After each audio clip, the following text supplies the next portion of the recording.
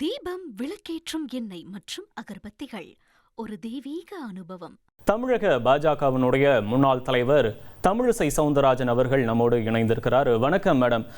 அனைத்து அதிகாரங்களுமே மத்திய அரசு கபலீகரம் பண்ணுது, அடிப்படை தேவைகளை கூட போராடி தான் பெற வேண்டியது இருக்குது. இதனால இந்திய அரசியலமைப்பு சட்டத்தை நம்ம மாற்ற வேண்டும் அப்படின்னு சட்டப்பேரவையில முதலமைச்சர் குறிப்பிட்டிருக்கிறார். தொடர்பான உங்களுடைய கருத்துக்களை பதிவு பண்ணுங்க. இது வறுமையா மரியாதைக்குரிய முதலமைச்சர் அப்பட்டமான தோல்வி பயத்தில் இருக்கிறார் என்பதுதான் இப்பொழுது எனக்கு தெரிகிறது.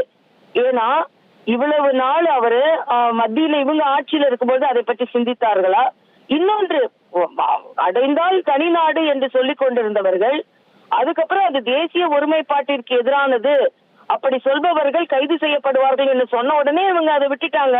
இதனால் அடைந்தால் தமிழ்நாடு, இல்லை என்றால் சுடுகாடுன்னு பேசிக் கொண்டிருந்தவர்கள் தேசிய ஒருமைப்பாட்டிற்கு எதிராக இருக்கிறார்கள் என்பதில் எனக்கு கடுமையான கண்டனத்தை தெரிவிக்கிறேன். அது மட்டும் இல்ல, நிதி கொள்கையை எங்களுக்கு மறுக்கப்படுகிறது என்று சொல்கிறார்கள். தமிழ்நாட்டுக்குன்னு தனி நிதி கொள்கை கிடையாது. எல்லா மாநிலங்களுக்கும் எப்படி நிதி பகிர்வோ அந்த நிதி பகிர்வு தான் கொடுத்து கொண்டிருக்கிறார்கள். எல்லா மாநிலங்களும் அதை சரியாக நிர்வகிக்கும் பொழுது தமிழ்நாடால ஏன் நிர்வகிக்க முடியல? தமிழ்நாடால ஏன் கடன் வாங்கி கொண்டே இருக்கிறார்கள்? ஆக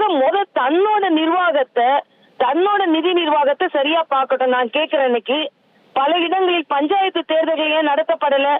ஏன் அதிகாரிகளை வைத்து நீங்கள் நடத்தி கொண்டிருக்கிறீர்கள்? நிதி பகிர்வுனா மத்திய எப்படி உதவி செய்யணுமோ அதே மாதிரி பஞ்சாயத்துகளுக்கு மாநில அரசு உதவி செய்யணும். அந்த உதவியை கூட செய்யாம, அந்த சட்டத்தை கூட மதிக்காம ஆட்சி செய்து கொண்டிருக்கின்ற முதலமைச்சர் மாநில சுயாட்சியை பற்றி பேசுவதற்கு அவருக்கு எந்த தார்மீக உரிமையும் கிடையாது. இன்னைக்கு அவர்கள் இன்னைக்கு தோல்வி பயத்துல இருக்கும் பொழுது எல்லா உரிமையும் தான் பெற்றுத் தருவதை போல பேசிக் கொண்டிருக்கிறார். இது அவரது தோல்வி பயத்தை தான் காண்பிக்குது. இதற்கு முன்னால சொல்லி இது தோல்வி அடைந்த ஒரு கருத்து. இன்னைக்கு மாநிலத்தோட உரிமையை யாரும் பறிக்கல. இன்னும் சொல்ல போனா ஒட்டுமொத்த இந்தியாவில் உள்ள அனைவரின் உரிமையை பறித்த காங்கிரஸ் கூட 75ல கொண்ட இந்த அவசர நிலை சட்டம் தான் எல்லாரோட உரிமையும் படித்தது. இன்று முற்றிலுமாக முழு பகிர்வோடு மரியாதைக்குரிய பாரத பிரதமர் ஆட்சி செய்து கொண்டிருக்கிறார். அதனால இது தேர்தலுக்காக இன்னும் பல அறிவிப்புகளை செய்வார். அதில் ஒன்று இது. தீபம், விளக்கேற்றும் எண்ணெய் மற்றும் அகர்பத்திகள் ஒரு தெய்வீக அனுபவம்.